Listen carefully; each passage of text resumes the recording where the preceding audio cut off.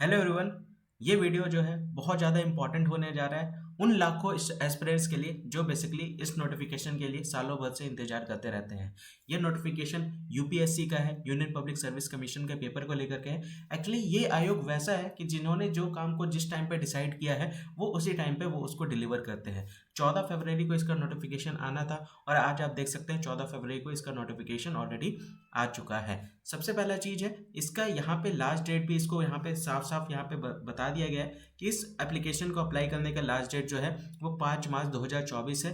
ये ध्यान रखते हुए चलेगा इस साल के पेपर को लेकर के।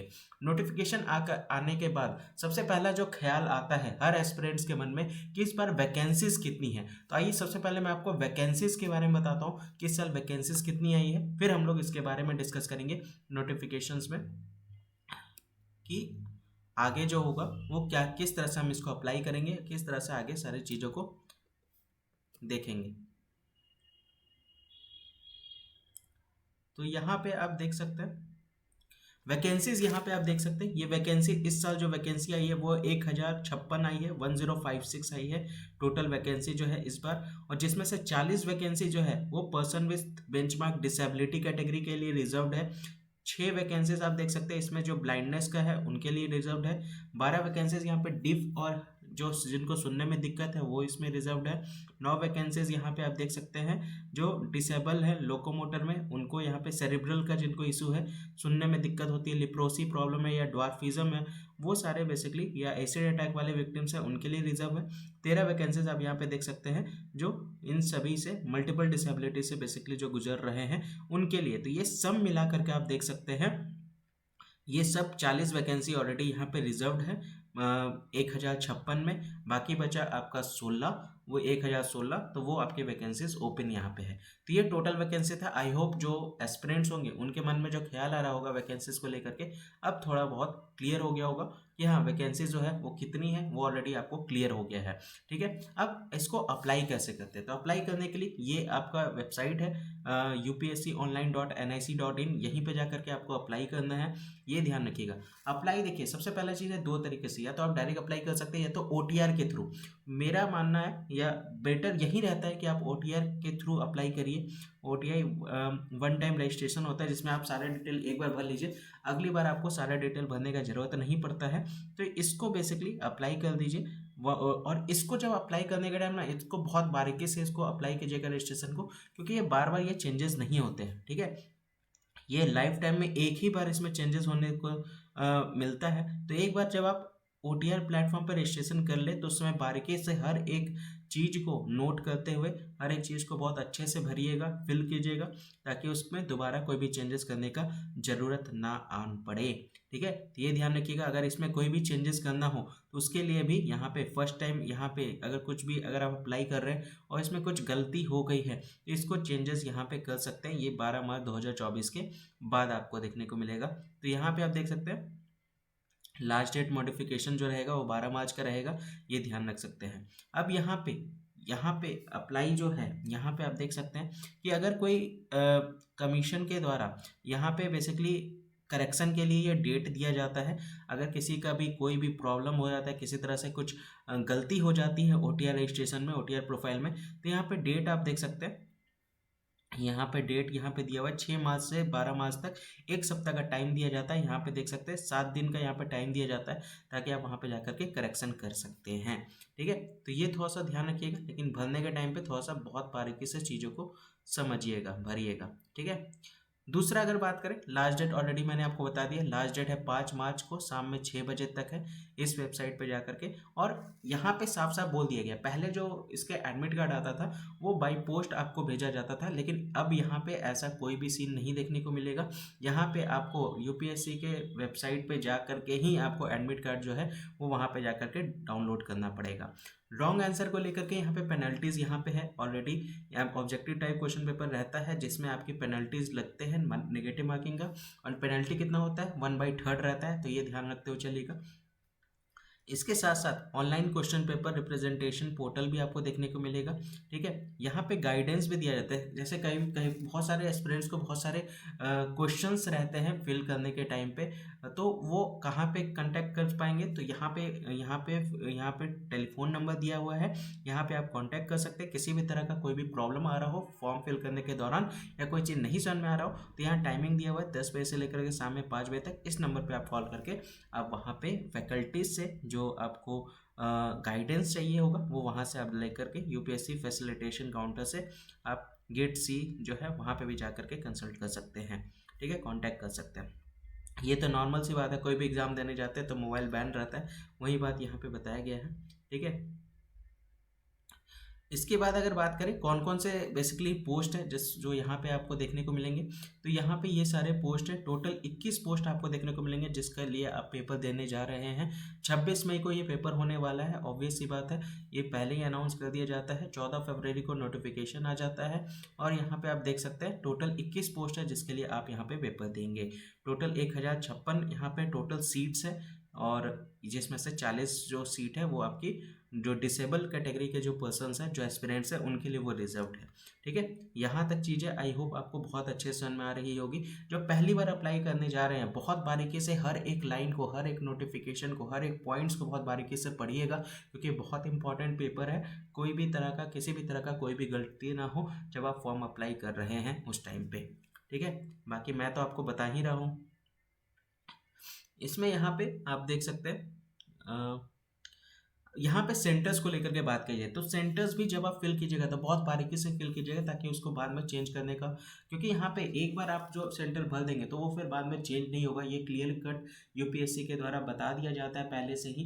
कोई भी वहाँ पे आगे जा करके अगर आपको सेंटर चेंज करने को लेकर के रिक्वेस्ट अगर आपको करना हो तो वहाँ पे कोई भी सुनवाई नहीं होगी। तो ये सारे सेंटर्स में बेसिकली ये यूपीएससी के एग्ज़ाम कंडक्ट होने वाले हैं, तो बहुत सोच समझ करके अपने सेंटर डालिएगा और उसी टाइम पे उस सेंटर पे आप अवेल हो सके। देखिए यहाँ पे साफ साफ बोला जाता है फर्स्ट कम फर्स्ट इन, यानी अगर आप चाहते हैं कि आप जिस जगह रह रहे हैं उसी जगह पे आपको सेंटर मिल जाए उसी जगह पे, तो कोशिश करिएगा जितना जल्दी हो सके आप अप्लाई कर दीजिए, क्योंकि जितना लेट कीजिएगा तो ऑब्वियस सी बात है वो सेंटर अगर पहले से फुल हो जाएगा तो फिर वहाँ पे आपका जो सेंटर है वो आपको नहीं अलॉट किया जाएगा। तो यहाँ पे फर्स्ट कम फर्स्ट इन वाला ऑप्शन रहता है, बेसिकली वो वाला कॉन्सेप्ट है आपको यहाँ पे फर्स्ट कम फर्स्ट इन वाला। तो उसके अकॉर्डिंग चीज़ों को बहुत बारीकी से समझिएगा और जितना जल्दी हो सके, अगर आप सोच रहे हैं इस पेपर को देने के लिए तो जितना जल्दी हो सके इस पेपर का फॉर्म जो है वो भर दीजिए।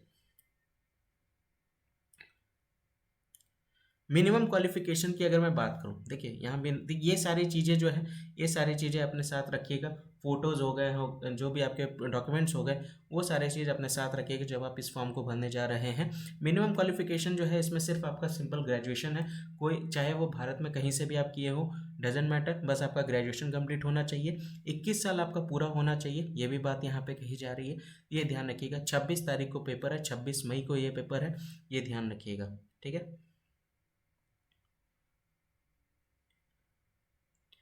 इसमें अगर मैं फ़ी की बात करूँ तो फ़ी नॉमिनल फ़ी है, 100 रुपये का फ़ी यहाँ पे आप देख सकते हैं। इसको आप बाई वीज़ा, मास्टर, रुपए, credit, debit card, UPI payment से आप भर सकते हैं ये फ़ी को। अगर आप इसको पे बाय कैश करना चाहते हैं तो पे बाय कैश भी आप कर सकते हैं, एसबीआई ब्रांच के काउंटर पर जा करके इसको डिपॉजिट कर सकते हैं। ये आपका लास्ट डेट है 4 मार्च को रात के यहाँ पे 12 बजे तक, ये दिन के 12 बजे तक यहाँ पे, रात के 12 बजे तक यहाँ पे टाइम है, ये ध्यान रख सकते हैं। ठीक है, और यूपीआई पेमेंट का लास्ट जो है 5 मार्च को शाम में 6 बजे तक लास्ट टाइम है यहाँ पे, ये ध्यान रखिएगा। तो यही सारी चीज़ें हैं यहाँ पे। अगर मैं बात करूँ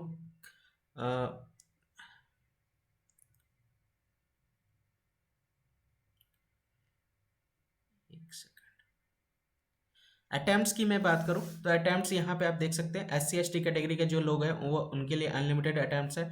ओबीसी वाले जो हैं वो 9 अटैम्प्ट दे सकते हैं, बाकी PWBD वाले हैं वो यहाँ पे आप देख सकते हैं, उनके लिए भी 9 अटैम्प्ट आपको यहाँ पे देखने को मिलेगा। ठीक है, मिनिमम एज यहाँ पे 21 ईयर्स है, ये ध्यान रखते हुए चलिएगा। ठीक है, वही बात यहाँ पे एज को लेकर के, अटैम्प्ट को लेकर के। और इसमें अटैम्प्ट को लेकर के देखिए ध्यान समझिएगा, बहुत से लोग कंफ्यूज हो जाते हैं कि उन्होंने सपोज कीजिए कोई एस्पिरेंट है जिन्होंने फॉर्म अप्लाई किया लेकिन वो पेपर देने नहीं गए, तो वो अटैम्प्ट आपका काउंट नहीं होगा। ये बहुत से लोग इस चीज़ को लेकर के कन्फ्यूज रहते हैं, तो ये ध्यान में रखिएगा। जब तक आपने फॉर्म फिल किया लेकिन आप पेपर देने नहीं गए तो वो आपका अटैम्प्ट काउंट नहीं होगा। इसको बहुत अच्छे से ध्यान से समझिएगा और ये ध्यान में रखते हुए चलेगा। बहुत से लोग इसको लेकर के कन्फ्यूज रहते हैं, तो ये आप अपने ऊपर ध्यान रख सकते हैं। बाकी यहाँ पे आप देख सकते हैं कैटेगरीज यहाँ पे डिफाइन है, कौन कौन किस किस कैटेगरी में भर सकते हैं। डिसेबल पर्सन में कौन कौन से कैटेगरी आते हैं वो यहाँ पे पूरी तरह से डिफाइन किया हुआ है। यहाँ पे साफ साफ बोल दिया गया है कि कमीशन आपका कोई भी रिक्वेस्ट एक्सेप्ट नहीं करेगा अगर आप बाद में अपने सेंटर को चेंज करना चाहते हैं, किसी भी तरह से कोई भी डिमांड रखते हैं उसको लेकर के, तो यहाँ पे कोई भी सुनवाई यहाँ पे नहीं होगी। तो इसीलिए मैंने पहले भी बताया है कि आप फॉर्म जब भरिएगा तो बहुत अच्छे से सोच समझ के भरिएगा यहाँ, क्योंकि आपने जो सेंटर सेलेक्ट किया है मोस्ट प्रोबेबली वहीं पर ही सेंटर आपको देखने को मिलेगा, वहीं पर भी आपका रहेगा, आप अपने सेंटर को चेंज नहीं करा सकते हैं। और यहाँ पे फर्स्ट अप्लाई फर्स्ट अलॉट वाला सिस्टम यहाँ रहता है, देखिए यहाँ इसको हाईलाइट भी कर दिया है। तो कोशिश कीजिएगा अगर आप चाहते हैं कि जहाँ पे आप रहते हैं वहीं जगह आपको सेंटर मिले, तो कोशिश कीजिएगा जितना जल्दी हो सके इस फॉर्म को अप्लाई कर दीजिए, ठीक है। यही सारे बातें यहाँ पे कही गई है। मिनिमम क्वालिफिकेशंस हम लोगों ने यहाँ डिस्कस कर लिया, ग्रेजुएशन ही है और 21 साल की उम्र मिनिमम होनी चाहिए। जो फर्स्ट बार भरने जा रहे हैं इसको बहुत बारीकी से समझिएगा, जो जो चीज़ें इसमें बताई गई हैं बहुत अच्छे से चीज़ों को समझिएगा और अपने साथ बहुत सारे डॉक्यूमेंट लेकर रखिएगा जब आप फॉर्म आप फिल कर रहे हों, ताकि दोबारा इसको किसी भी तरह का कोई गलती उसमें ना देखने को मिले। 5 मार्च लास्ट डेट है, ये ध्यान रखिएगा, ठीक है। ये सारे ऑप्शनल सब्जेक्ट पेपर का अगर मैं पैटर्न की बात करूँ, देखिए सबसे पहले प्रीलिमिनरी एग्जामिनेशन होगा जो 200 मार्क्स के होते हैं, ठीक है, 200 मार्क्स के होते हैं। ऑब्जेक्टिव टाइप क्वेश्चन आपको देखने को मिलता है। फिर जीएस पेपर 2 आप यहाँ पे देख सकते हैं, सिविल सर्विसेज एग्जामिनेशन होता है जो इसमें मिनिमम क्वालिफिकेशन 33% आपको सिर्फ मार्क्स लाना होता है, ठीक है। यहाँ पे सेट जो होता है वो हिंदी इंग्लिश दोनों में होता है। इस जीएस ये जो पेपर 2 है प्रीलिमिनरी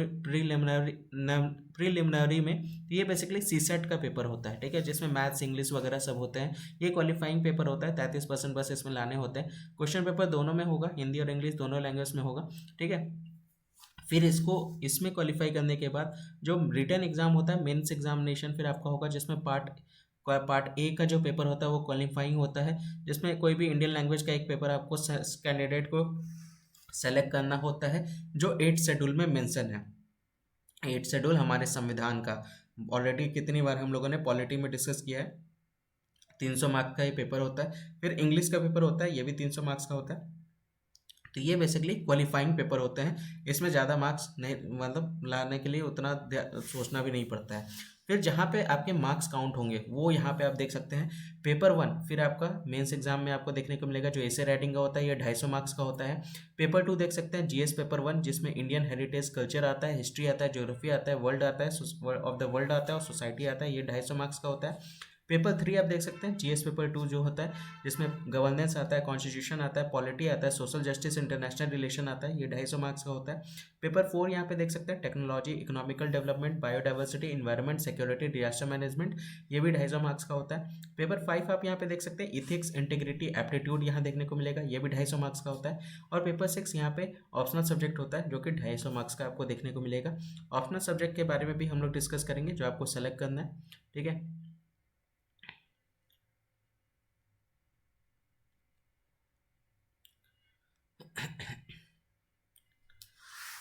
ठीक है, क्लियर। तो पेपर 1 हो गया, पेपर 7 तक हम लोगों ने यहाँ पर डिस्कस कर लिया। इसके बाद यहाँ पे आप देख सकते हैं ऑप्शनल सब्जेक्ट्स में कौन कौन से, देखिए ये आपके हो गए वो लोकल पेपर जो यहाँ पे क्वालिफाइंग पेपर में आपको सेलेक्ट करना है। यहाँ पे आप देख सकते हैं ऑप्शनल सब्जेक्ट्स में आपके ये सारे 25 सब्जेक्ट्स आपको देखने को मिल रहा है जिसमें आपको सेलेक्ट करना होता है, ठीक है। क्वेश्चन पेपर जो एग्जाम के होते हैं वो कन्वेंशनल होते हैं, ऐसे टाइप के होते हैं। इस पेपर में 3 घंटे का ड्यूरेशन मिलता है आपको, ये ध्यान रख सकते हैं, ठीक है। प्रीलिमिनरी एग्जामिनेशन आप देख सकते हैं 200 मार्क्स का होता है, 2 घंटे का ये पेपर होता है जिसमें करंट अफेयर्स होते हैं, हिस्ट्री होते हैं, ज्योग्राफी होते हैं, पॉलिटी होती है, इकोनॉमिक होता है और इन्वायरमेंट से वगैरह से रिलेटेड, जनरल साइंस से रिलेटेड क्वेश्चन देखने को मिलते हैं। जो सीसेट का पेपर होता है वो भी 200 मार्क्स का होता है, वो भी 2 घंटे का होता है, जिसमें आपके कम्युनिकेशन स्किल, कॉम्प्रीहेंशन देखने को मिलेगा, रीजनिंग देखने को मिलेगा, मैथ्स देखने को मिलेगा, जनरल एंड मेंटल एबिलिटी देखने को मिलेगा, कैलकुलेशन देखने को मिलेगा, ये सारे आप देख सकते हैं। तो पार्ट 2 जो होता है सिविल सर्विस एग्जामिनेशन का, ये जो सीसेट का पेपर है ये बेसिकली 33% मार्क्स का होता है, ये क्वालिफाइंग पेपर होता है। मल्टीपल चॉइस आपको ये पेपर पूरे देखने को मिलेंगे, और ये आपको जनरली ये आपका प्रीलिमिनरी में ये क्वेश्चन पूछा जाता है। प्रारंभिक परीक्षा में ये सारे क्वेश्चन 2 शिफ्ट में पेपर होता है, ये ध्यान रखिएगा। फिर आपका मेंस एग्जाम जो प्रीलिम्स में क्वालिफाई करेंगे, ठीक है, ये भी जो प्रीलिम्स में क्वालिफाई करेंगे वो फिर मेंस के पेपर में बैठते हैं। मेंस के पेपर की अगर मैं बात करूं तो ऑलरेडी हम लोग ये सारे पूरे सिलेबस हैं, देख लीजिएगा, इसको बहुत बारीकी से पढ़ लीजिएगा। हर पेपर में क्या क्या ये टॉपिक्स है इसको आपको कवर करना है, पूरा सिलेबस यहाँ पे दिया गया है। ऑप्शनल पेपर का यहाँ पे पूरा डिटेल में ही दिया गया है, जो भी ऑप्शनल आप सेलेक्ट करेंगे उसका पूरा यहाँ पे सिलेबस दिया हुआ है, वो आप उसके अकॉर्डिंग यहाँ पे प्रिपेयर कर लीजिएगा। ज्योग्राफी का यहाँ पे पूरा पेपर डिटेल्स दिया हुआ है। फिर यहाँ पे पेपर 2 में यहाँ पे आप देख सकते हैं लॉ ऑफ क्राइम्स वगैरह है। फिर ये लैंग्वेज पेपर है, यहाँ पे भी पूरा दिया हुआ है, हर एक चीज़ का बारीकी से डिटेल दिया हुआ है, हर एक सब्जेक्ट के बारे में पूरा डिटेल में यहाँ पे सिलेबस यहाँ पे अपलोड किया गया है। इसको बहुत अच्छे से समझ लीजिएगा, बहुत अच्छे से पढ़ लीजिएगा। जो भी ऑप्शनल सेलेक्ट करने वाले हैं, जो ऑप्शनल आपका रहेगा उसके सिलेबस को बहुत बारीकी से पढ़ना बहुत ज़्यादा ज़रूरी है, उसको बहुत अच्छे से कवर कर लीजिएगा, ठीक है। तो ये आप देख सकते हैं पूरा आपका डिटेल में आपका था। आई होप सारी चीज़ें आपको क्लियर हो गई होगी। ध्यान रखिएगा ये नोटिफिकेशन आपका आ गया है, और ये नोटिफिकेशन आपका 14 फरवरी आज के दिन आया, और ये बेसिकली लास्ट डेट जो है वो 5 मार्च है, ये ध्यान रखिएगा 5 मार्च है। पेपर जो पहली बार ये फॉर्म फिल करने जा रहे हैं, बहुत अच्छे से पूरे नोटिफिकेशन को अच्छे से समझिएगा, पढ़िएगा। OTR में रजिस्ट्रेशन सबसे पहले कर लीजिएगा, ताकि आपको दोबारा पूरा डिटेल्स ना भरना पड़े। ईजी वे में बस आपको लॉगिन ID डालना है और फिर आपका लॉगिन हो जाएगा, फिर डायरेक्ट आप अप्लाई कीजिए फॉर्म को लेकर के। upsconline.nic.in में जा करके आपको यहाँ पे अप्लाई करना है। तो ये पूरा डिटेल था। आई होप सारे इन्फॉर्मेशन आपको क्लियर हो गए होंगे। वीडियो को ज़्यादा से ज़्यादा शेयर कर दीजिए, ताकि सभी एस्पिरेंट्स के पास पहुंच जाए कि हाँ ये नोटिफिकेशन आ गया है फॉर्म फिल करने को लेकर के। और अपने सेंटर्स अगर आप चाहते हैं कि आपको उसी सेंटर में आपको अलॉट हो, तो जितना जल्दी हो सके आप फॉर्म फिल कर दीजिए। Thank you so much.